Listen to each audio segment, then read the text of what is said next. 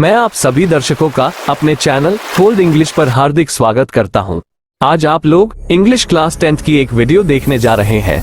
मुझे पूरी उम्मीद है कि आपको यह वीडियो जरूर पसंद आएगी।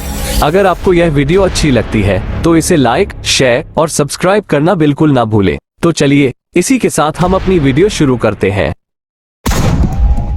चलिए एक बार चैप्टर के ओवरव्यू पर नजर डाल लेते हैं।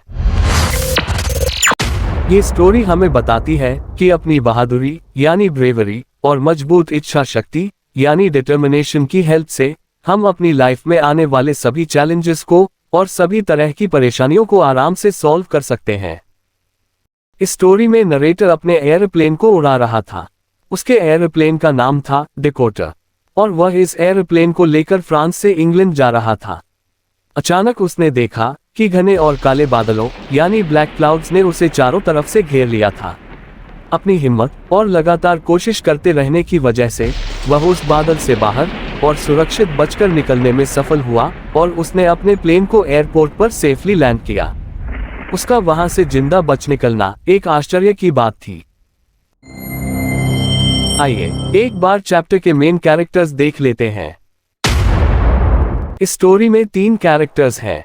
इसका फर्स्ट कैरेक्टर एक नरेटर है जो कि एक पायलट भी था और अपने एयरप्लेन को फ्रांस के ऊपर से होकर उड़ा रहा था और वापस इंग्लैंड जा रहा था।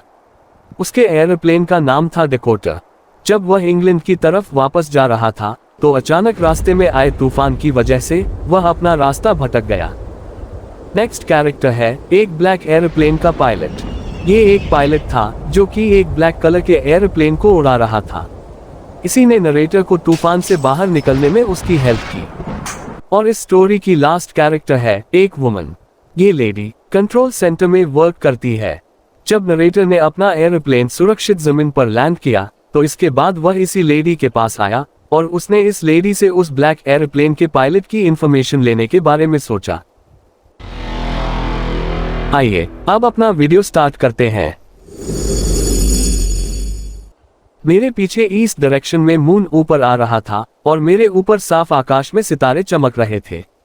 आकाश में एक भी बादल नहीं था। सोते हुए उस गांव के एरिया के ऊपर यानी कंट्री साइड के ऊपर इतनी ऊंचाई पर अकेला होकर भी मैं काफी खुश था। मैं अपना डेकोटा एयरप्लेन फ्रांस के ऊपर से वापस इंग्लैंड की ओर उड़ा रहा था। मैं अपनी छुट्टियों का सपना देख रहा था और मैं अपनी फैमिली के साथ होने के लिए बहुत ज्यादा एक्साइटेड था। मैंने अपनी घड़ी देखी। उस समय सुबह के 1:30 बजे का टाइम था। मैंने सोचा कि मुझे जल्दी से पेरिस कंट्रोल टावर से बात करनी चाहिए। जैसे ही मैंने एयरप्लेन के अगले भाग से आगे देखा, मैंने अपने सामने बड़े शहर की लाइट्स को देखा। मैंने रेडियो स्टार्ट किया और कहा, पेरिस कंट्रोल टावर, ये डेकोटा DSO-88 है, क्या आप मुझे सुन सकते हैं? मैं इंग्लैंड जा रहा हूँ। ओवर। रेडियो पर आती हुई आवाज ने रिप्लाई दिया, डेकोटा DSO-88, मैं तुम्हें सुन सकता हूँ। अब तुम्हें 12 डिग्री वेस्ट की तरफ मुड़ जाना चाहिए। DSO-88। ओवर। मैंने मैप्स और कंपास को देखा, दूसरा और लास्ट फ्यूल टैंक स्टार्ट किया और डेकोटा को 12 डिग्री वेस्ट इंग्लैंड की तरफ टर्न कर दिया।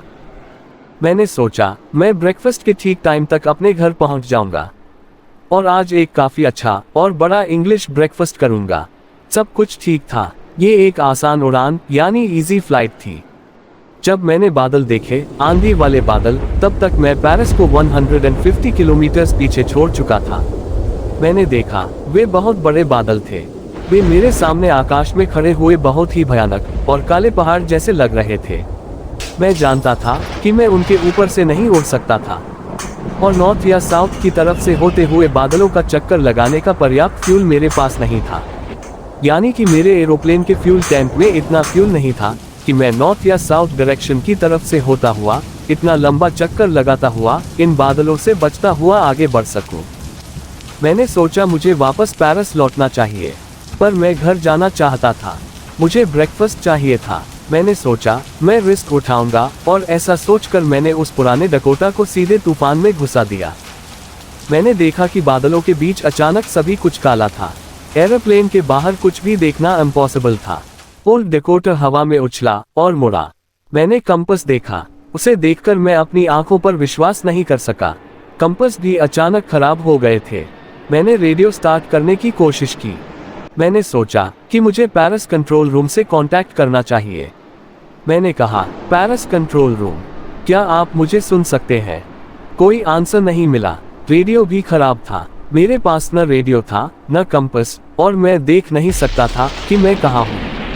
मैं आंधी में खो गया था। तब मैंने देखा कि मेरे बिल्कुल पास ही एक दूसरा ब्लैक एरोप्लेन उड़ रहा था। उसके विंग्स पर लाइट्स नहीं थी, पर मैं उसे अपने आगे आंधी में उड़ता देख सकता था। मैं पायलट का चेहरा अपनी ओर मुड़ा हुआ देख सकता था। दूसरे पर्सन को देखकर मैं खुश हो गया था। उसने अपना एक हाथ ऊपर उठाया और हिलाया। वह कह रहा था, मेरे पीछे आओ, मेरे पीछे आओ। वह जानता था कि मैं खो गया हूँ। मैंने सोचा वह मेरी हेल्प करने की कोशिश कर रहा है। उसने धीरे धीरे अपना प्लेन नॉर्थ की तरफ मेरे डकोटा के आगे मोड़ा ताकि मेरे लिए उसके पीछे जाना ज्यादा इजी हो सके। एक आज्ञाकारी बच्चे यानी ओबीडिएंट चाइल्ड की तरह उस स्ट्रेंजर एयरप्लेन के पीछे जाते हुए मैं काफी खुश था। आधे घंटे बाद भी वह स्ट्रेंजर ब्लैक एयरप्लेन बादलों में मेरे आगे था। अब केवल 5 या 10 मिनट और उड़ने का पेट्रोल पुराने डकोटा में बचा था। मुझे फिर डर लगने लगा था, लेकिन तभी उसने नीचे जाना स्टार्ट किया और मैं आंधी में से होते हुए उसके पीछे गया। अचानक मैं बादलों से बाहर आया और मैंने अपने आगे लाइट्स की 2 लंबी रोज देखी। ये रनवे था। इसका मतलब मैं एक एयरपोर्ट पर पहुंच चुका था। मैं सुरक्षित था। मैं ब्लैक एयरप्लेन में अपने फ्रेंड को ढूंढने के लिए मुड़ा, पर मैंने देखा कि आकाश खाली था। वहां कुछ नहीं था। ब्लैक एयरप्लेन जा चुका था। मुझे वह कहीं दिखाई नहीं दिया। मैं नीचे उतरा और कंट्रोल रूम के पास पुराने डकोटा से बाहर उतरकर चलने का मुझे अफसोस नहीं था। मैं कंट्रोल रूम गया और मैंने वहां बैठी हुई एक लेडी से पूछा कि मैं कहाँ था और दूसरा एयरप्लेन पायलट कौन था। मैं उसे थैंक्स कहना चाहता था। उसने अजीब तरह से मेरी तरफ देखा और हंसती हुई बोली, आप क्या कह रहे हैं? दूसरा एयरप्लेन, और वो भी इस आंधी में? आज रात कोई दूसरा एयरप्लेन नहीं उड़ रहा था। केवल आपका एयरप्लेन ही मुझे रेडार पर दिखाई दिया। कोई दूसरा एयरप्लेन वहां नहीं था। तो फिर किसने मुझे वहां पर बिना कंपास या रेडियो और टैंक में ज्यादा फ्यूल न होते हुए भी पहुंचने में हेल्प की थी? उस काले स्ट्रेंज एयरप्लेन में बिना लाइट्स के उड़ने वाला पायलट कौन था? मुझे आज तक इस बात का पता नहीं चल पाया है, और यह एक बहुत ही बड़ी रहस्यमयी घटना है। तो डियर स्टूडेंट्स, मुझे पूरी उम्मीद है कि यह वीडियो आपको जरूर पसंद आई होगी। अगर यह वीडियो आपको अच्छी लगी तो प्लीज इसे लाइक, शेयर एंड सब्सक्राइब जरूर करें। तो चलिए अब हम अगली वीडियो में मिलते हैं। तब तक के लिए good bye and take care of yourself.